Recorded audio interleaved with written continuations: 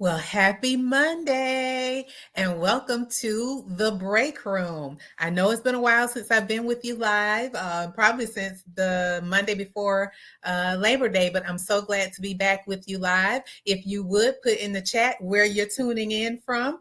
And as you know, we are streaming live from our YouTube page as well as on Facebook. So, I like to get the housekeeping things out of the way first.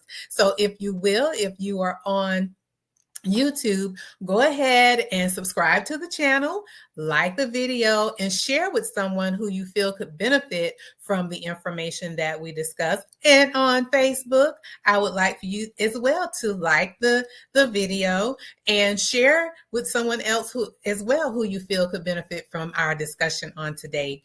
So for those of you that this is your first time here, welcome. And for those of you returning, welcome back. And I'm so glad that you are tuning in with us today. Hi there, Alina, and welcome. So again, if this is your first time, my name is Deetra Dennis, and I am the self-care coach for nurses. And what I do, I empower my fellow nurses to take care of their most valuable patient, which is themselves, so that they can show up as the best version of themselves each and every day. And as a result of that, what ends up happening, it impacts the health of their family and the community. And here at the break room, this is our self-care safe space to escape, from the day-to-day just for a short period so that you could be empowered and set your week off to be successful.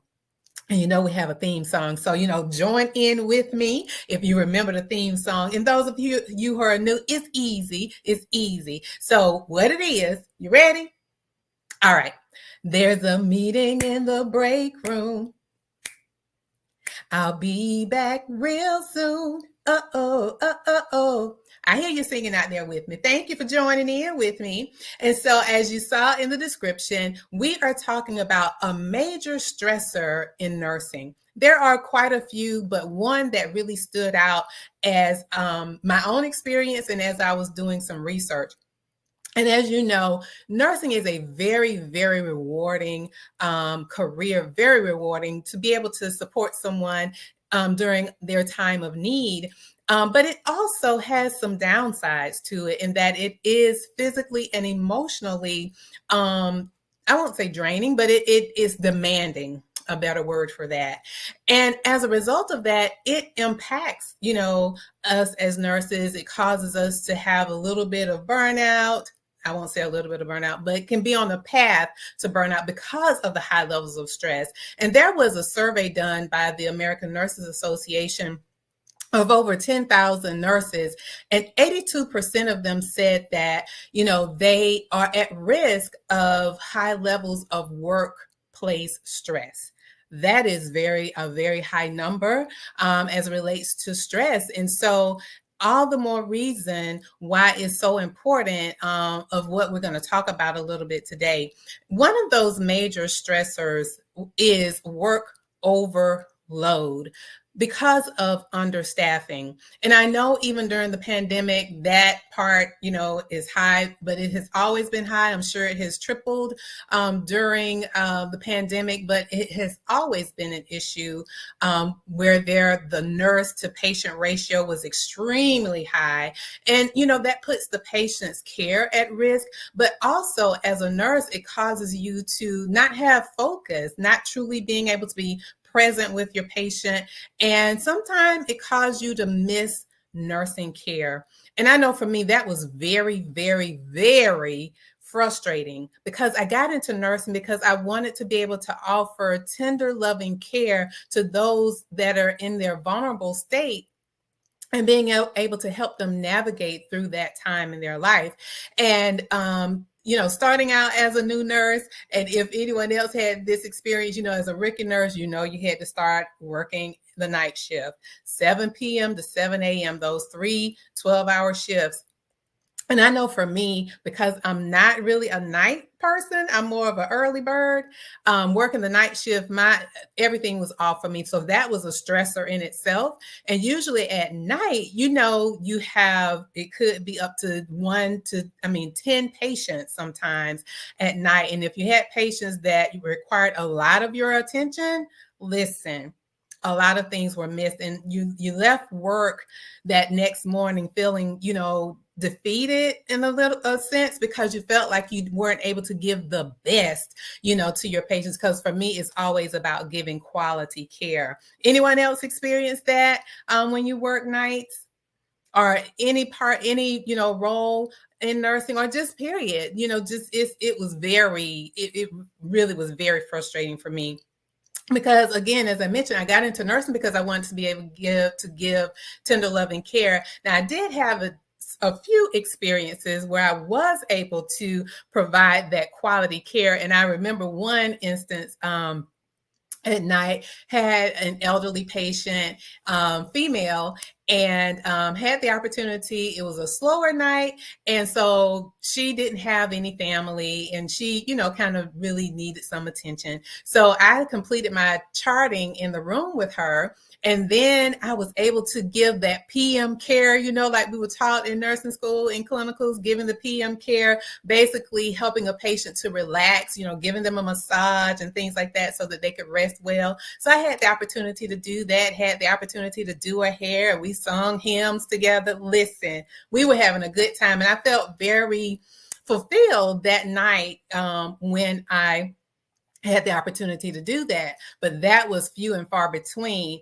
And because of the high stress of working at night for me, again, because it wasn't agreeing with my circadian rhythm, and then already having the high stress of those number of patients, I was like, okay, I got to do something, because I started having stomach pains a lot. I started having headaches, and just always tired, just exhausted. So I applied to go, when there was a position available, to go to day shift, working 7A to 7P, thinking, okay, it's going to be great now. Not that it was, going to be a piece of cake, but now I could sleep at least at night.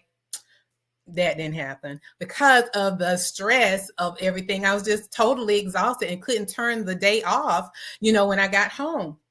So one of the things in hindsight, I really wish in nursing, when we first got out, or either in nursing school, that we were prepared, had coaches or mentors that really helped us in preserving our energy, so that we could have longevity in the career.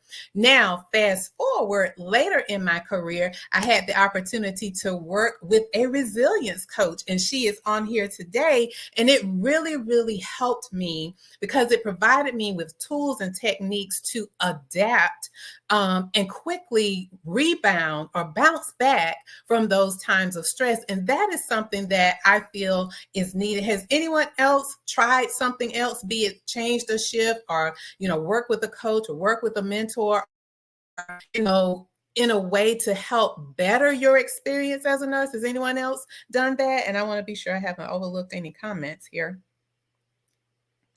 Okay. And I know sometimes it's a delay for that to come up. But one of the other things I wanted to share with you is that I am in the process of working on a workshop, and it's called How to Become a Stress Hardy Nurse. Again, because I really wish that I had that in the beginning, so that I wouldn't have to having to go to the doctor a lot because of headaches or migraines and stomach pain, thinking I had ulcers, and it wasn't. It was just the high stress. So I am working on that workshop, and I'm excited about it. And again, it's called How to Become a Stress Hardy Nurse. And hardiness is actually one of the pillars of resilience. And what it does, it helps you to be strong and tolerant in stressful situations. So is that something that you would be interested in attending? Again, it's called How to Become a Stress Hardy Nurse. I want to be sure I'm not missing any comments here. All right. So Are there any questions as we go along? It wasn't going to be long today. I know, again, I haven't been live since before Labor Day, and I had the opportunity to spend a little extra time with my mom, which I really enjoy doing. She is 85, sassy, and spry, and so I really enjoy spending time with her. So that's why the past 2 weeks have been pre-recorded videos that we've done live before, and I hope that you had an opportunity to view those and found them very valuable, because sometimes repetition is the mother of all learning. So being able to see those again, sometimes you can pick up nuggets that you didn't have from the previous time. So if there aren't any other questions, look forward to, I'll be sending out or posting, the progress of how the workshop thing is going on throughout the next few days and weeks. So stay tuned for that. Set your alerts, your notifications on YouTube, and your notifications on Facebook, so that you stay abreast of when I upload a post, or maybe come on live another time. I don't know how it will work, but I want to keep you posted on the things that's going on. So, I like to end with a quote. So this quote says, "The best antidote to stress is resilience. Having the ability to respond to change and adversity proactively and resourcefully." Because again, just with the resilience, it doesn't mean that the stressors go away. The stressors are there, but you have the tools to know how to respond and not react to those stressors. And so it causes you, and it has really helped me live a life of calm and ease. And so that's why, I want to share that with you, so that you too can live a life of calm and ease. So if there aren't any comments, okay, yes. So the workshop, again, thank you for that question, Alina. The question was to describe the workshop. So it will be, again, I'm still working out the details, but it will be a 90-minute workshop, and it's truly a workshop. It's not going to be just me talking. It's going to be us interacting and engaging in some activities on how to become stress hardy, how you can do that. There are a few techniques that you could apply quickly, so that you can, in those stressful situations, an example of, say you have those 10 patients that you are caring for, ways so that you can be present with that patient. Because again, as I mentioned, with the when you are multitasking, having the high nurse patient ratio, it causes you to lose focus and not really being able to really and truly be present with that patient that is in front of you. So using those tools or techniques can help you do that.